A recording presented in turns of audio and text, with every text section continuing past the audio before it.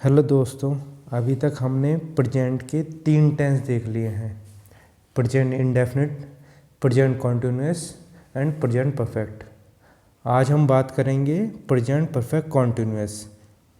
तो सबसे पहले हम इसका पहचान देख लेते हैं। पहचान में सिंपल है, ये रहा है, रही है। जैसे कि कॉन्टिन्यूअस टेंस में होता है, प्रेजेंट कॉन्टिन्यूअस टेंस में सेम उसी की तरह आएगा, बट इसमें समय ज़रूर दिया होगा। अगर समय दिया है तो वो क्या हो जाएगा, प्रेजेंट परफेक्ट कॉन्टिन्यूअस। अगर समय नहीं है तो ये टेंस हो जाएगा प्रेजेंट कॉन्टिन्यूअस का। बस इसी बात का फ़र्क होता है इन दोनों में कि समय एक में होता है, एक में नहीं होता है। किस में होता है समय? समय होता है प्रेजेंट परफेक्ट कॉन्टिन्यूअस में। और किस में समय नहीं होता है? वो प्रेजेंट कॉन्टिन्यूअस में टाइम नहीं गिवन होता है सेंटेंस में। बस ये ध्यान रखना है आपको। तो हम देखते हैं कैसे इन वाक्यों को ट्रांसलेट करेंगे इंग्लिश में। तो सबसे पहले हम अफर्मेटिव, सकारात्मक वाक्य, जैसे कि हम देखते हैं कि सबसे पहले वह 10 मिनट में चाय पी रहा है।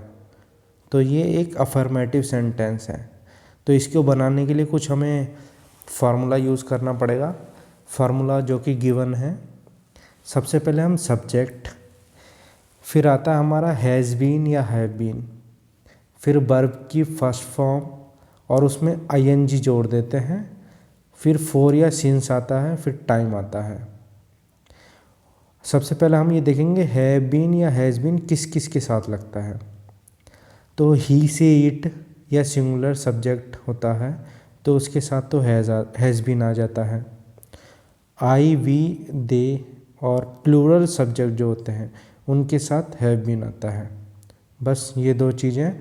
और इसमें एक और चीज़ है, फोर और सिंस किसके साथ आता है? फोर आता है जब टाइम की सर्टेनिटी नहीं होती, कोई निश्चित टाइम नहीं रहता है।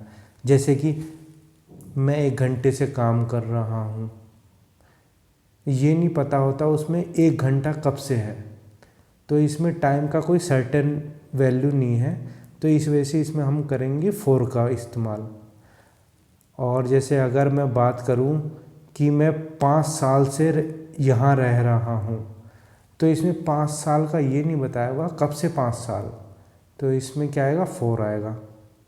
अगर समय निश्चित है, जैसे कि मैं सुबह से काम कर रहा हूँ, तो इसमें आएगा सिंस। या फिर मैं 1995 से यहाँ रह रहा हूँ, तो इसमें भी ये बताया गया है कि मतलब 1995 से, तो सिंस आएगा यहाँ पे। यानी कि फोर निश्चित समय के लिए नहीं, अनिश्चित समय के लिए आएगा, और सिंस आएगा सर्टेन टाइम के लिए, निश्चित समय के लिए। तो सबसे पहले एग्जाम्पल देख लेते हैं हम। वह 10 मिनट से चाय पी रहा है। तो 10 मिनट यहाँ पे क्या हुए, अनिश्चित, यानी कि 10 मिनट बताया नहीं गया है कि कब से हैं, तो इसके लिए क्या आएगा, फोर आएगा। वह मतलब ही, तो ही क्या हुआ, सिंगुलर सब्जेक्ट, तो उसके साथ क्या आएगा, हैज़ बीन। तो हम देख लेते हैं, ही हैज़ बीन, पीने की, टेकिंग, वर्ब के साथ आईएनजी लगेगा इसमें, तो taking tea for 10 minutes. Next का देख लेते हैं, ये लड़के 10 बजे से क्रिकेट खेल रहे हैं। तो 10 बजे तो सर्टेन टाइम हो गया, मतलब घड़ी का निश्चित समय है, ये 10 बजेंगे, इतने बजेंगे। तो इसका हम ट्रांसलेट कैसे करेंगे, these boys have been playing cricket since 10 o'clock। अब नेक्स्ट हम देखते हैं इसमें निगेटिव सेंटेंसेस। निगेटिव सेंटेंस अर्थात जिसमें नॉट शब्द का प्रयोग होता है। तो इसका फार्मूला क्या है? इसका भी फार्मूला सेम रहेगा अफर्मेटिव की तरह, बस उसमें हैज़ या हैव के बाद नॉट आता है और बीन से पहले नॉट आता है। इस बात का ध्यान रखना आप। बाकी सेम अफर्मेटिव की तरह बनेगा।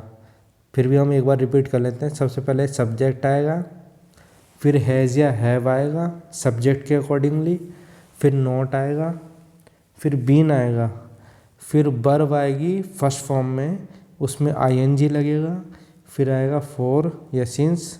टाइम देखेंगे उसमें कि टाइम सर्टेन है या नहीं है। अगर सर्टेन है तो सिंस आएगा, सर्टेन नहीं है तो फॉर आएगा। जैसे कि पहला एग्जाम्पल है, वह सुबह से खाना नहीं खा रहा है। तो इसको हम ट्रांसलेट कैसे करेंगे? वह मतलब ही के साथ क्या आता है? हैज़, तो हैज़ लगा दिया। नहीं है तो नहीं का नॉट लगा दिया। फिर इसमें बीन आएगा। फिर खाने की फर्स्ट फॉर्म क्या होता है? ईट होती है। ईट में हम आईएनजी लगाएंगे तो ईटिंग हो जाएगा। फूड, सुबह से मतलब सर्टेन टाइम है, तो इसमें क्या लगाएंगे हम? सिंस, और सुबह का मॉर्निंग आ गया। तो इस तरह से हमने वाक्य को ट्रांसलेट कर लिया। He has not been eating the food since morning. Next को देख लेते हैं। उसके पिताजी 2 दिन से दवा नहीं खा रहे हैं। Her father has not been eating the medicine for 2 days। For क्यों आया?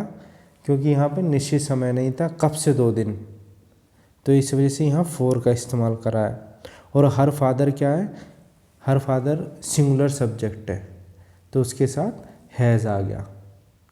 ठीक है, नेक्स्ट हम मूव करते हैं अपने interrogative sentence.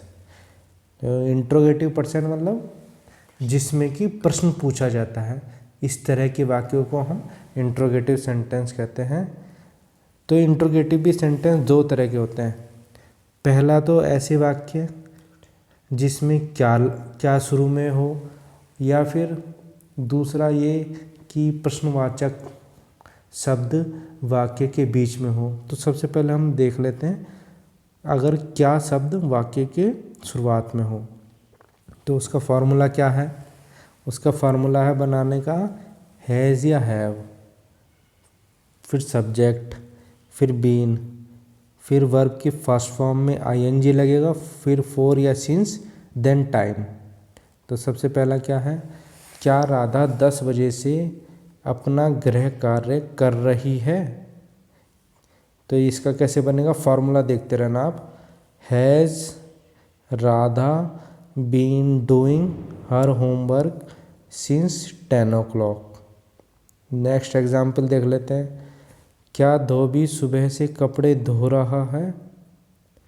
Has the washerman been washing the cloth since morning. ठीक है, नेक्स्ट पे हम इस तरह से बढ़ते हैं। अब अगर हमारा क्वेश्चन वर्ड वाक्य के बीच में आ जाए तो हम क्या करेंगे? सिंपल है, उसका हमने फार्मूला लिखा हुआ है। तो सबसे पहले हम क्वेश्चन वर्ड लिखेंगे। क्वेश्चन वर्ड के बाद आएगा हैज़ या हैव आएगा, सब्जेक्ट के अकॉर्डिंगली, फिर सब्जेक्ट, फिर बीन, फिर वर्ब की फर्स्ट फॉर्म में आईएनजी प्लस फॉर, सिंस लगेगा समय के अनुसार, फिर टाइम आएगा। एग्जाम्पल देख लेते हैं इसका। तुम इस कमरे में 1 घंटे से क्या कर रहे हो? तो what have you been doing in this room for 1 hour। अब नेक्स्ट है, तुम इतने दिनों से इस शहर में कहाँ रह रहे हो? तो इसमें क्वेश्चन वर्ड क्या है? क्वेश्चन वर्ड है कहाँ। तो कहाँ का क्या लिखा? Where. Where have you been living in this city?